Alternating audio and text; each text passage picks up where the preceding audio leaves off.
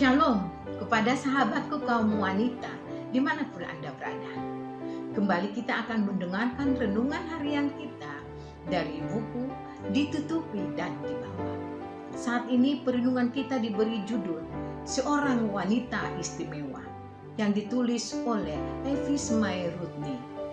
Ayat perenungan kita diambil dari Nats Amsal 31 ayat 30. Kemolekan adalah bohong dan kecantikan adalah sia-sia, tetapi istri yang takut akan Tuhan dipuji-puji.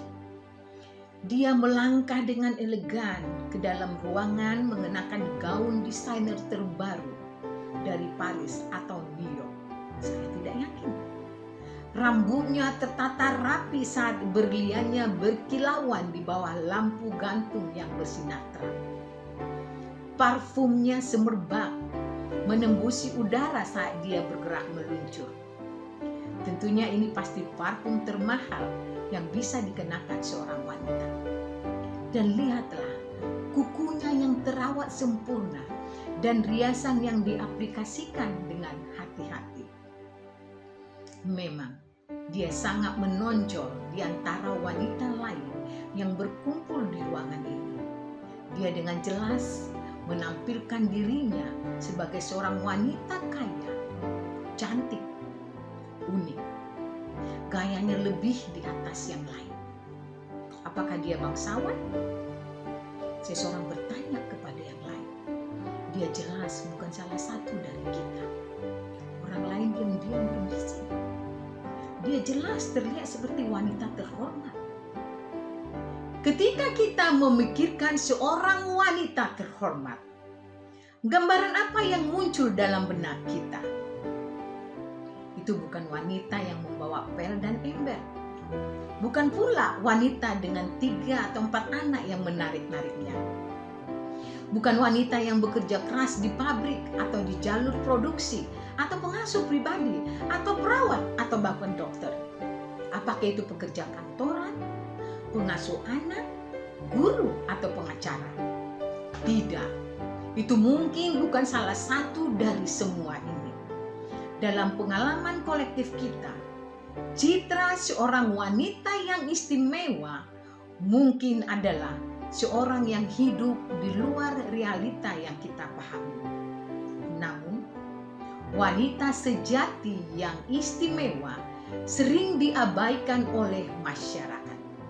Mereka sering berada di latar belakang, tidak berusaha menarik perhatian pada diri mereka sendiri atau pekerjaan yang mereka lakukan.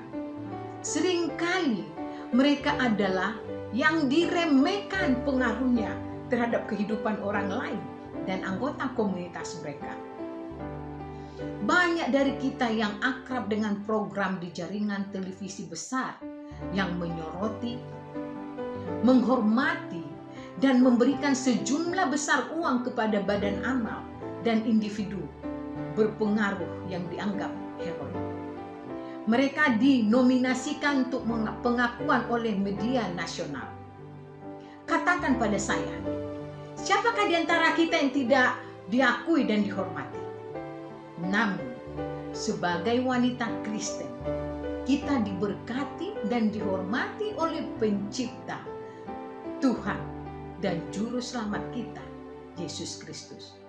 Dalam Amsal 31, Tuhan membagikan kriterianya tentang bagaimana dia menghargai kontribusi kita kepada keluarga, gereja, dan komunitas kita. Mengapa tidak meluangkan waktu beberapa saat untuk membaca ulang dan merenungkan kata-kata ini sebagai pengingat betapa berharganya kita di hadapan Allah. Membaca Amsal 31, saudara akan menemukan sejumlah kriteria yang membuat seorang wanita layak disebut hebat.